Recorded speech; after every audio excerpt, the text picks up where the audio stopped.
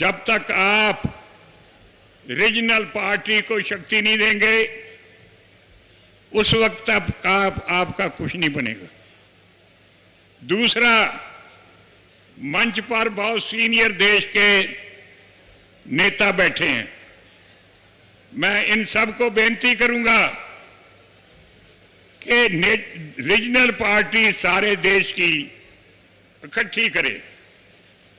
चौटाला साहब,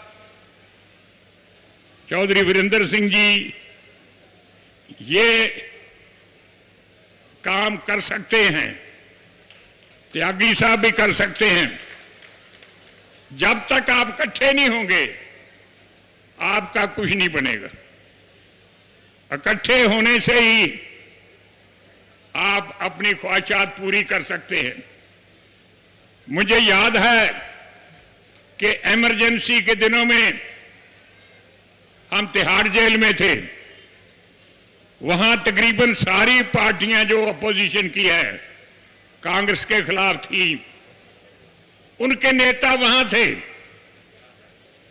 और फिर मेरे कमरे में जहां मैं रहता था वहां उनकी सबकी मीटिंग की और कहा कि इकट्ठे होकर एक पार्टी बनाओ, तब आप कुछ देश की भलाई के लिए काम कर सकते हैं। और उन्होंने जनता दल पार्टी बनाई जिसकी हुकूमत आई। सबसे बड़ी उसका जिक्र हो चुका है कि कुर्बानी की हद है।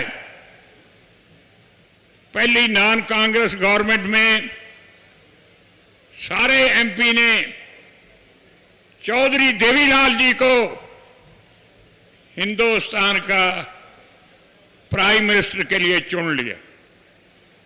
तालियां बज गई।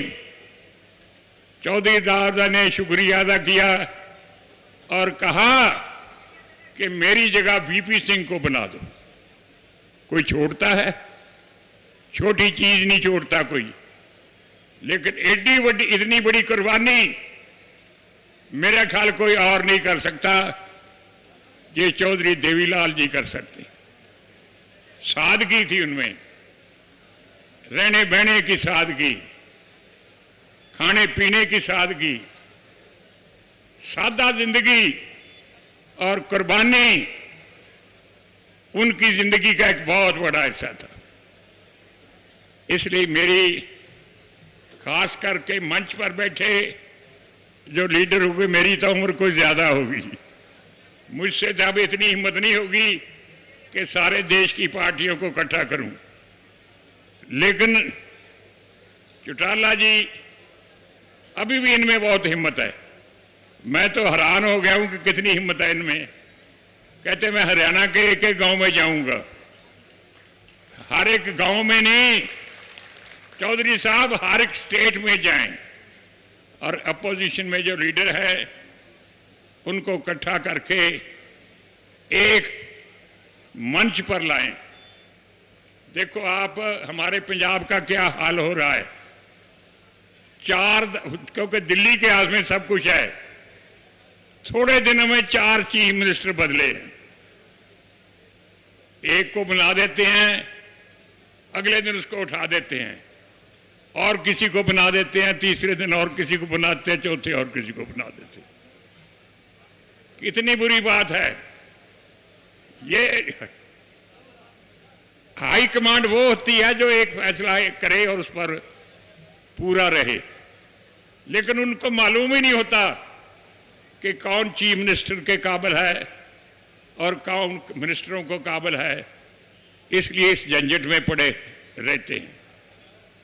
इसलिए भाइयों, मैं आपका बड़ा शुक्रगुजार हूं। चौटाला साहब ने मुझे हुक्म किया था कि आप जरूर आए। मैंने कहा मैंने डॉक्टरों ने मना किया है, सेहत ठीक नहीं।